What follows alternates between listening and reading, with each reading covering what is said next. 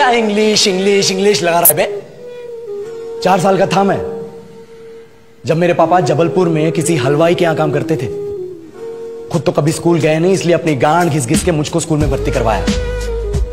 अब कहने के लिए तो इंग्लिश मीडियम स्कूल था, लेकिन साले हमारे टीचर लोग खुद हिंदी में बात करते थे। हमारे स्कूल के लड़के एक दूसरे से यो व्हाट्स अप डॉग ऐसे बात नहीं करते हैं। क्या भौंक तेरा लंडा आज कर रहे हैं, ऐसे गले मिलते हैं। किसी तरह रट्टा मार मार के 10th तक पहुंचे तो पता चला कि जिंदगी में सफल होने के लिए एक ही तरीका है और वो है इंजीनियरिंग। सब यही कहते थे, माँ बाप, टीचर लोग, गली का वॉचमैन भी हमसे पूछता था, और भैया कैसी चल रही है आपकी तैयारी? भाग बेंचो, तुमको क्या करना है? इसलिए हमारे स्कूल के बच्चे हम सब पहुंच गए बकरों की तरह। मैं IIT, मैं NIT। अरे जिस बच्चे ने अपने बाप को जलेबी तलते देखा है वो तो यही सोचेगा ना कि जिंदगी में पैसा ही सब कुछ है। I did not choose this engineering life, sir, and neither did this engineering life choose me.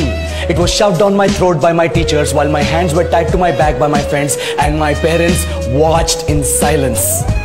और इंग्लिश सुनेगा तो मादरचोद तो सुन। 10th के बाद 2 साल लग गए इस कॉलेज में घुसने के लिए, कोचिंग में निकाल दिए। ना कुछ खेले ना कुछ सीखे, और 2 साल बाद जब यहाँ पहुंचे तो पता चला कि बड़े शहरों के कॉन्वेंट स्कूल के पढ़े बच्चे जब अंग्रेजी में बात करते हैं तो मरे हुए फूल भी खिल उठते हैं। आहा, हवा में ऑक्सीजन की मात्रा बढ़ जाती है इनकी अंग्रेजी सुन के। और पूरे कॉलेज की लड़कियां इन इंग्लिश स्पीकिंग लड़कों को अपना जीवन साथी.com मान चुकी है। तुझे क्या लगता है?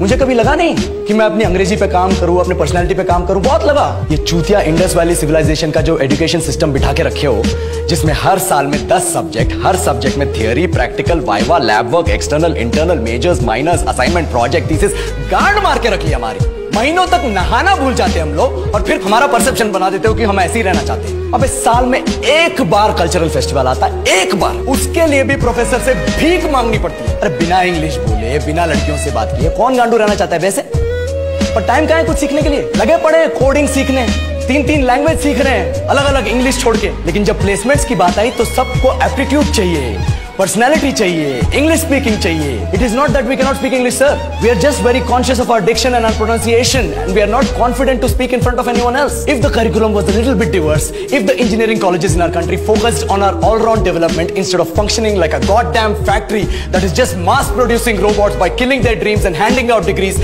I would not be sitting here in this pointless HR interview, the likes of which exist only in our country. ये लो सर, बोल दिया मैंने 4 और लाइन अंग्रेजी में। अब बताइए, क्या मैं आपके मल्टीनेशनल कंपनी के लायक हूं? Do I have the potential to be a slave of your esteemed organization?